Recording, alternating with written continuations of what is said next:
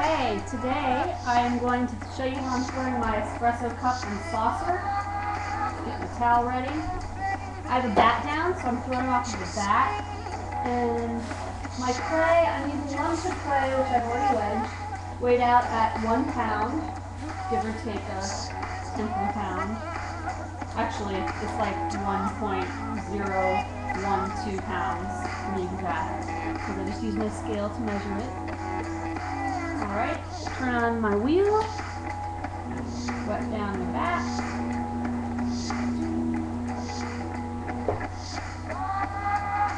Those are the black keys in case you're wondering. You didn't already know. Alright. I'm going to go ahead and sink in my clay real quick.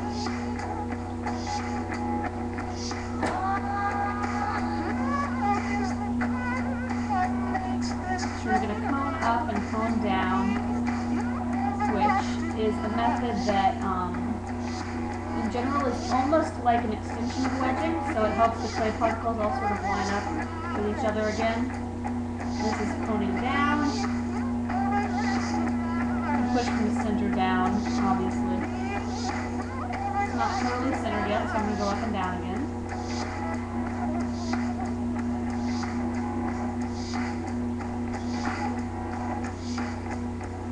One trick of coning up and down, you want to keep the bottom almost as narrow as the top, not quite as narrow. I have some excess clay I'm going to take off right here, because that will get in the way when I'm making my plate later.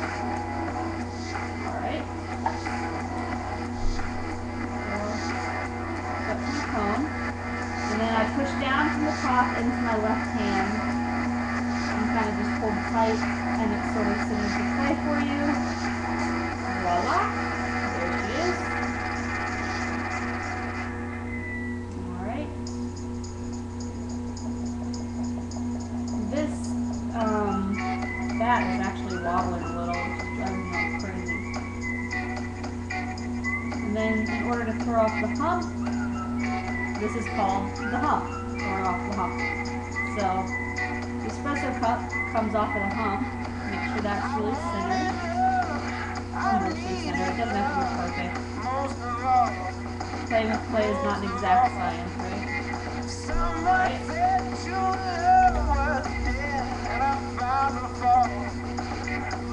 Going down in the middle. I don't know if you can see that. I've inserted my little finger.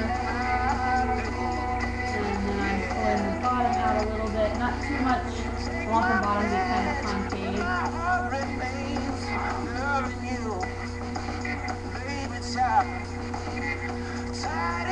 Trying to make sure I have enough water in here right now, because if you don't have enough water, the clay's not lubricated enough, then it's going to catch and ruin your form. Alright.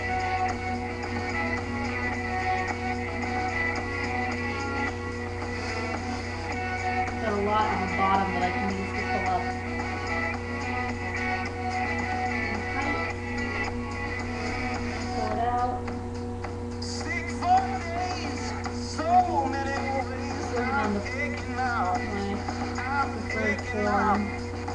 I have a shrinkage ruler. It has different levels of shrinkage, 6%, 10%, 12, and 14.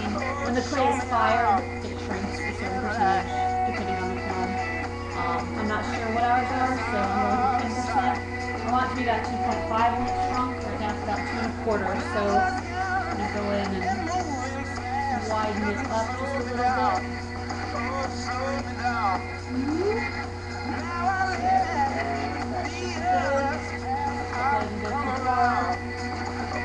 Perfect, 2.5.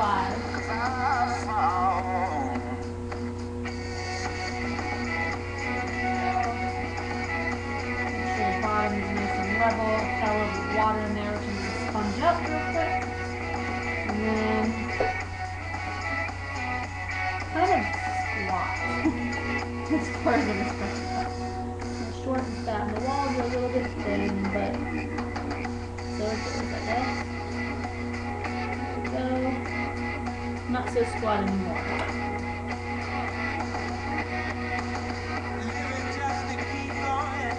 And make sure this is form that I want before I cut it off, because you can't work on it after. I want it to be really narrow at the bottom and kind of tool it out a little bit as it gets taller, which it is doing. That's perfect. Now I have a leather chamois that I'm going to run around the rim, and then cut it off and move on to the plate. And the chamois is just going to make sure that there aren't any little bits of clay, wet clay left on it, so that it has a really nice mouthfeel and it's kind of smoother than normal. You want to make sure you do that on all of your cups. Don't leave a bunch of crud around it, because, well, you don't want to drink out of a cup with a lot of little sharp edges, do you?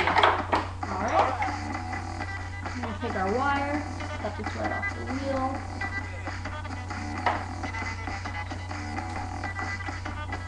Set it to the side over here.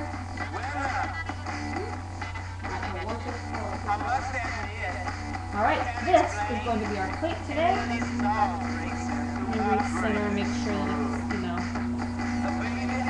nice and compressed.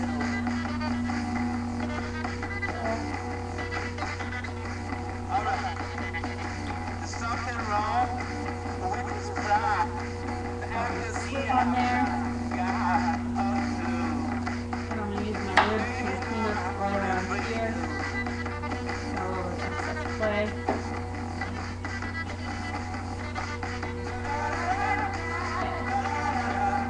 Now when I'm making the plate, I want to make it nice and low and flat, but I don't want to let this part get too wide on the bottom, otherwise I'm just going to have a lot of extra clay here that I trim off, and I want that clay to be up here, kind of lifting the plate so it's nice and sturdy and doesn't fall.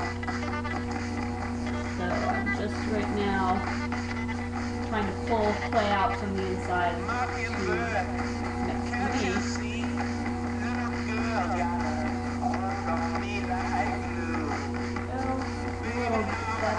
As I said, I'm throwing on the back. It's really, I threw an 8-piece plate setting for one of my best friends when I was in college when she got married, and I did not use backs, and I don't know why no one told me I should be using backs. I'm a swimming instructor, I just slipped in mine. They make plate throwing so much easier, so I'm just trying to get this wire. Okay. Look at that. Pull it out.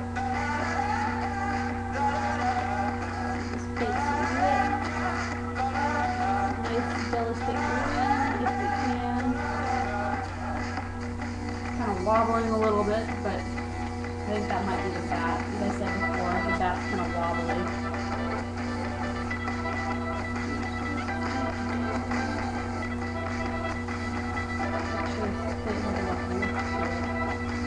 Kind of doing a miniature choking in right now.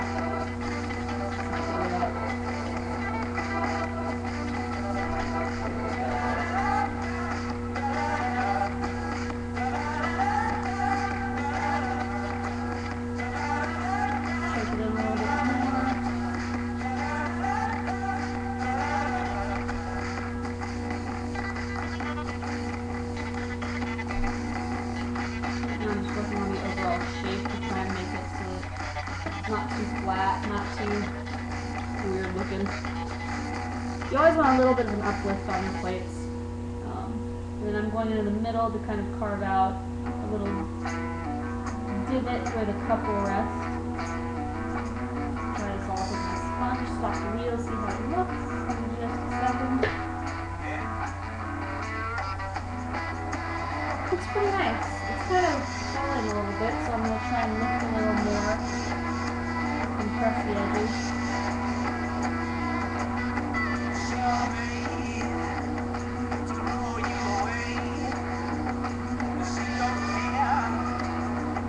At this point I may have played the clay a little bit more than I should have, but it looks alright. It's like an emperor plate, you know?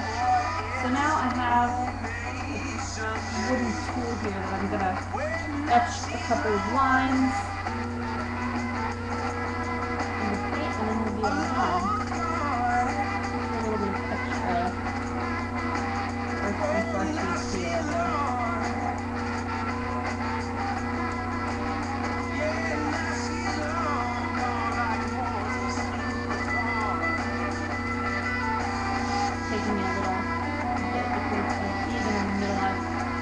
wisely chosen to do this right on a ring, a throwing ring. So it's getting kind of, I might slice his fingers, so I'm trying to make it a little bit more even.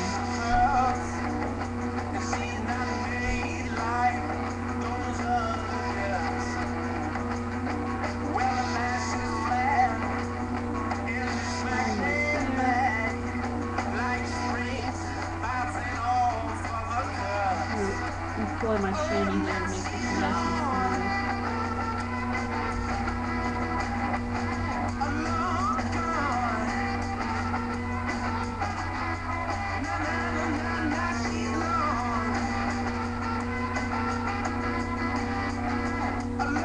Sorry, this taking so long right here. Oh, there we go. That was easy. Wish I could close it up and start again.